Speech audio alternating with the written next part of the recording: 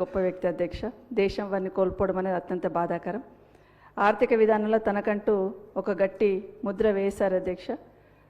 విమర్శల ప్రశంసలు కూడా అందుకున్నారు అధ్యక్ష. సుదీర్ఘకాలం రాజకీయాల్లో ఉండి ప్రజాసేవలో కొనసాగి మన్మోహన్ సింగ్ గారు అన్నగారిన ప్రజల సంక్షేమం తరఫునే పనిచేశారు అధ్యక్ష. అధ్యక్ష, చట్టాలు పథకాలు చాలా తీసుకొచ్చిన ప్రతి దాంట్లో కూడా ప్రజా సంక్షేమం దేశ అభివృద్ధి అనేది ప్రధానంగా భావించేవారు అధ్యక్ష. సమాచార హక్కు చట్టం కానివ్వండి, ఉపాధి హామీ చట్టం కానివ్వండి, విద్యా హక్కు చట్టం కానివ్వండి అధ్యక్ష. 2004లో జూలై 1 రోజు మహబూబ్ నగర్ జిల్లాలోని ధర్మాపూర్ గ్రామానికి వచ్చారు అధ్యక్ష. అప్పుడు మన్మోహన్ సింగ్ గారు గౌరవ ప్రధానమంత్రిగా ఆ రోజు రావడం జరిగింది అధ్యక్ష. ఉద్దేశం ఏంటంటే 2000 సంవత్సరం నుండి 2004 లోపల చాలామంది ఈ రాష్ట్రంలో రైతులు ఆత్మహత్య చేసుకున్న సందర్భంలో ఆనాటి ముఖ్యమంత్రి వైఎస్ రాజశేఖర రెడ్డి గారు ఆ కుటుంబాలందరికీ కూడా ఎక్స్గ్రేషియా ఇవ్వాలి అని నిర్ణయించుకొని ఆనాటి ప్రధానమంత్రిని అక్కడికి మహబూబ్ నగర్ ఇన్వైట్ చేయడం జరిగింది అధ్యక్ష. ఆ కార్యక్రమానికి ఇన్ఛార్జ్ మంత్రిగా నేను ఆ రోజు వెళ్ళిన సందర్భంలో ఆ వేదిక మీద గౌరవ ముఖ్యమంత్రి ఆనాటి ముఖ్యమంత్రి రాజశేఖర రెడ్డి గారు కానీ ఆనాటి కేంద్ర మంత్రిగా కేసీఆర్ గారు కూడా ఆ మీటింగ్లో ఉండడం జరిగింది అధ్యక్ష.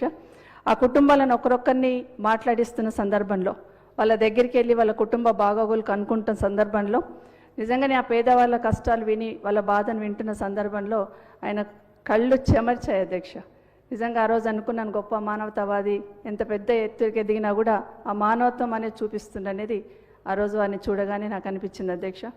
రెండవసారి అధ్యక్ష, ఉపాధి హామీ పథకాన్ని మొదలు పెట్టడానికి మన ఆలూరులో చేవెళ్ళ కాన్స్టిట్యున్సీలో ఆలూరులో 2004 అధ్యక్ష నవంబర్ 14న అక్కడికి రావడం జరిగింది అధ్యక్ష.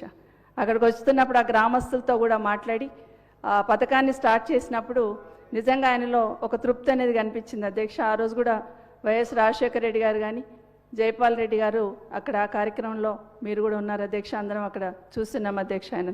అదేవిధంగా మూడవసారి హైదరాబాద్ నగరానికి ఉన్న రింగ్ రోడ్ ఫౌండేషన్ స్టోన్ వేయడానికి రావడం జరిగింది అధ్యక్ష. ఈ విధంగా తక్కువ సమయంలో మన్మోహన్ సింగ్ గారి కార్యక్రమంలో నాకు పాల్గొనే అవకాశం దొరికింది అధ్యక్ష. నిజంగా ఒక రకంగా అలాంటి మహనీయుని స్మరించుకుంటున్న సందర్భంలో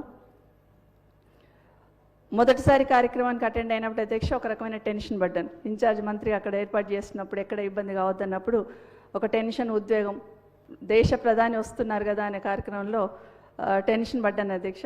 కానీ వారిని చూసిన తర్వాత చూడగానే చేయైతే దండం పెట్టాలన్నంత ప్రశాంతంగా కనిపించున్నారు అధ్యక్ష.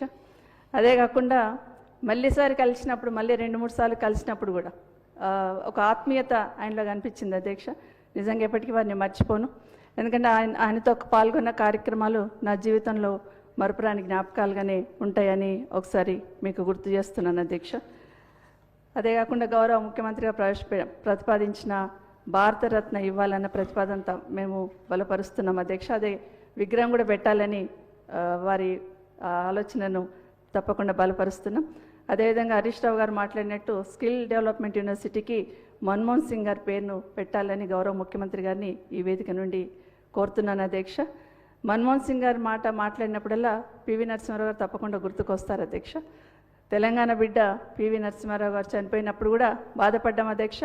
ఈరోజు మన్మోహన్ సింగ్ గారికి దక్కిన గౌరవం ఆ రోజు ఆయనకు దక్కలేదని కొంచెం బాధ అనిపిస్తుంది అధ్యక్ష.